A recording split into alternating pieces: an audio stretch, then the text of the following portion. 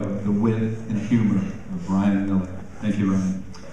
I would like to acknowledge a very special guest today, especially several of you, maybe half a dozen or so, are lifers at Country Day, and many of you came when you're in the primary grades. We have Mrs. Karen Johnson with us today, so if you get a chance to tell her hello, please do so. She's a wonderful colleague and friend of many years here. Our next speaker, Ryan Dougherty, you know a little bit more about. We have at least heard a few announcements from Ryan over the course of the years. If you are an avid member of his club, the Guitar Hero, of course you know Ryan. Nobody excels at it quite like Ryan. Ryan is also one of those remarkably talented, quiet, self-effacing, shy, maybe a little bit individuals. He goes about his life here really, I think, under the radar. He's one of those who's involved in online learning, so that kind of isolates him a little bit with a small group and we don't see him. He devotes so much of his life and time to music that it mandates being a little bit isolated, working with his instructors and teachers. And Mr. Rowan that. He has still, nonetheless, contributed a great deal to Country Day over the last several years. I mean, he's been a writer on several of our publications, The Radical and that. He's been involved in several clubs, like I said, Guitar Hero and others. He also is an Eagle Scout, which is somewhat appropriate today. But his life, I think, is defined by music more than anything else. And again, this is where Allison brought that out to us, where she said that he humbly and privately becomes more and more talented on the violin. And that's true. I mean, this is a young man who plays the national anthem at opening day baseball games and ceremonies, things like that. He plays an amazingly wicked electric guitar in the 40th Street Jazz Club. I love that. It reminds me of Jethro Tull every time I hear him play, which, coming from an old geezer like me, that's actually a compliment, you know, to Jethro Tull. About 4 of you know who Jethro Tull is, and that. But his accomplishments include, this is a guy who plays in the Phoenix Youth Symphony, the West Regional Orchestra. And as I understand it, you're still undergoing competitions, right? Is that right? For even higher honors and ranks. And the music scene for people like Ryan here is highly competitive in this state. And we all know the athletic competition and that. We know the robotics and the teams and things like that. I'm not sure all of us are quite aware of the demands on his time and the sacrifice that he has to make to reach that level of excellence. So even though you may not know Ryan quite well, or if at all, realize that he has made this place better. He's made the valley better. And he's just simply a great, quiet, humble, shy, decent human being. What more could we want? So without further ado, ladies and gentlemen, it's Mr. Ryan Dougherty's.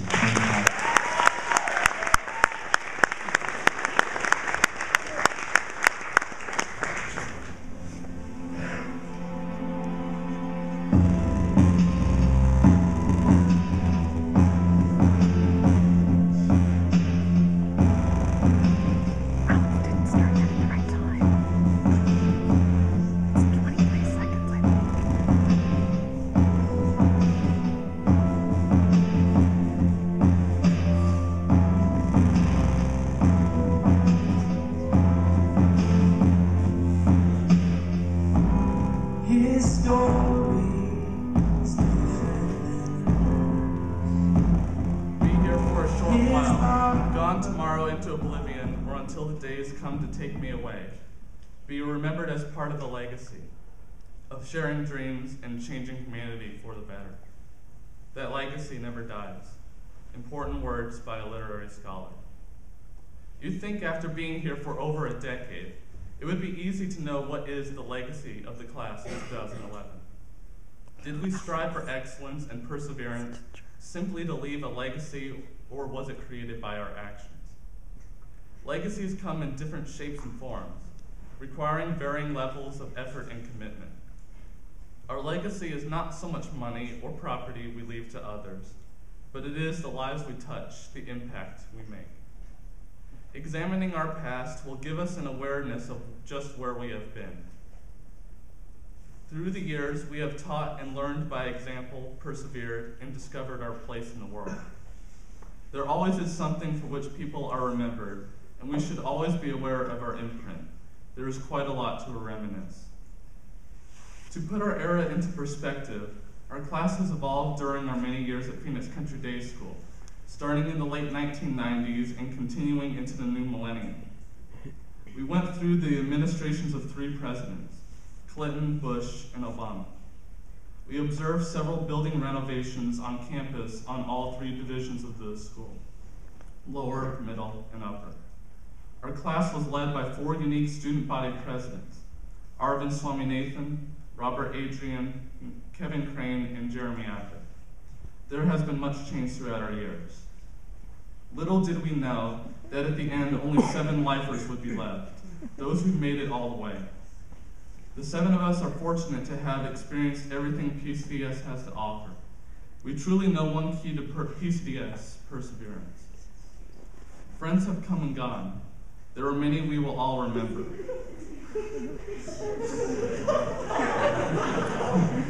The K quadruplets, Greg Adrian, Connor Gentep, DJ Burton, Kylan Hammond, Corey Bain, Andrew Fennessy, Nathan Hellier, Taylor White, and more. They left so many good impressions on us and examples for us to follow. We learned that our fellow students have different personalities, talents, hopes, and dreams. We learned that some friends will not always be around.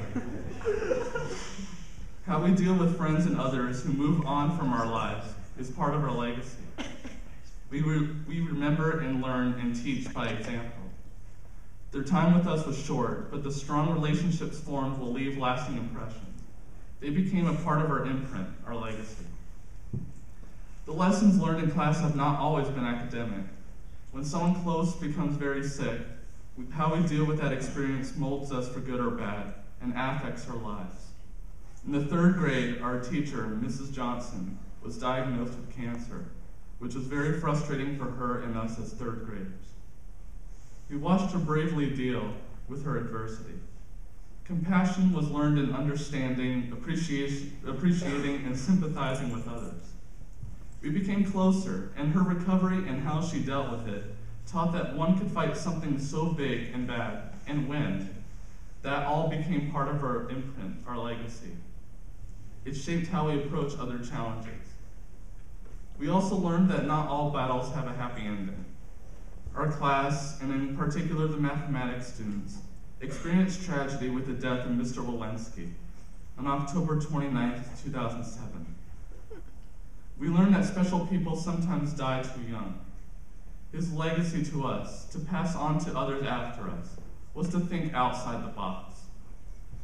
To never be afraid to explore, to find the answers, and to ask questions about everything until you find the solution. We have tried to do that as part of our legacy to those who follow us. We also learned about setting and achieving goals through some legendary projects we took on. In middle school, it was the 5th grade magazine project, Mr. Erickson's clown application, as well as Miss Thomas's poetry circle book, and Miss Jungman's solar-powered cars, left a lasting impression on us. In high school, we endeavored through Dr. Allison's Odyssey student-led lectures, Miss Mazzolini's Conic Faces, Mr. Slingler's Physics Project, and most recently, the ID paper in Mr. Martin's U.S. History course. Although these projects seemed almost impossible at the time, we learned things we did not expect, time management and perseverance. Our legacy to those of you after us is that when you think you cannot do any more, you can, and you'll build some toughness and character while you're at it. On the many trips, we learned about our community and environment. There were some great trips that lifted our morale and united us as a group. The 5th grade Astrocamp trip, with rocket building and building structures underwater. The 6th grade trip to Washington to study the rainforest. The 7th grade trip, learning about the geological faces of the Grand Canyon. The 8th grade Catalina trip, climbing up the rock walls, scuba diving in the water. All of it was extraordinarily fun. These trips gave us a better understanding about the world and our relationship to it. We learned there is so much more to be explored. In Plato's dialogues, Socrates is quoted as saying, "The unexamined life is not worth living." Socrates reflected that the purpose of living was for personal and spiritual growth. As students, we are unable to grow toward greater understanding of legacy unless we take time to examine and reflect on our life. When we examine our life, we come to the realization that the decisions we make today are chosen based on our past experiences. Only then can we choose our destination and set the goals to get there using the tools and the bonds forged through our years at PCDS.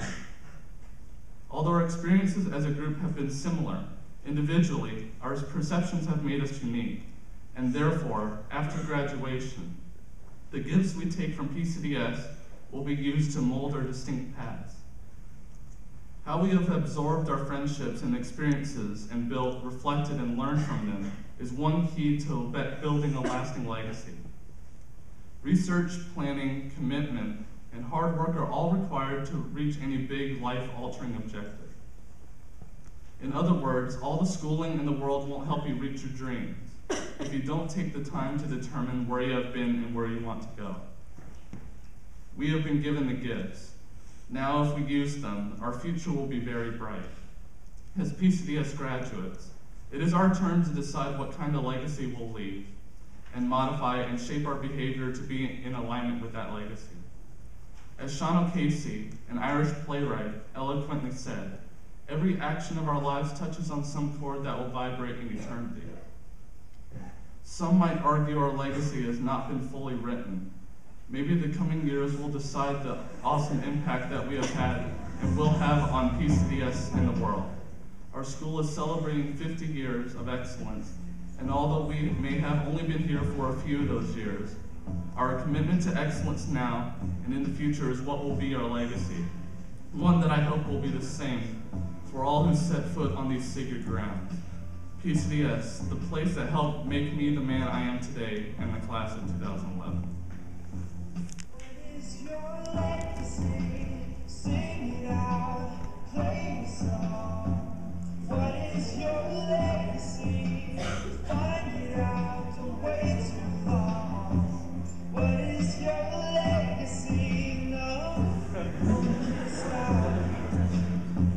So leave your legacy. So leave your legacy.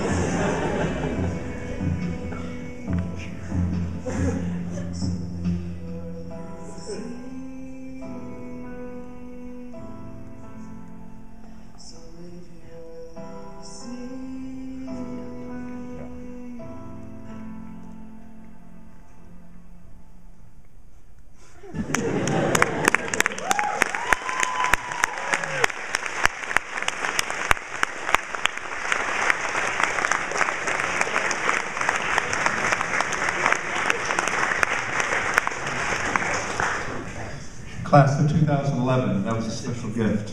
I hope you appreciate it, the message, what he gave to all of you. I think, though, even broader than just the senior class, I think these two gentlemen today bring out, yet again, what's special about this place. We offer these kinds of opportunities for unique individuals and talents to shine. And we support each other, and that defines who we are. So I hope you take to heart what they said, and I hope we continue to build over that in the future. So thank you all very much, and realize we only have one more week of senior speeches, and we've saved two very special people for the end. So thank you very much, and I'll turn it over to you.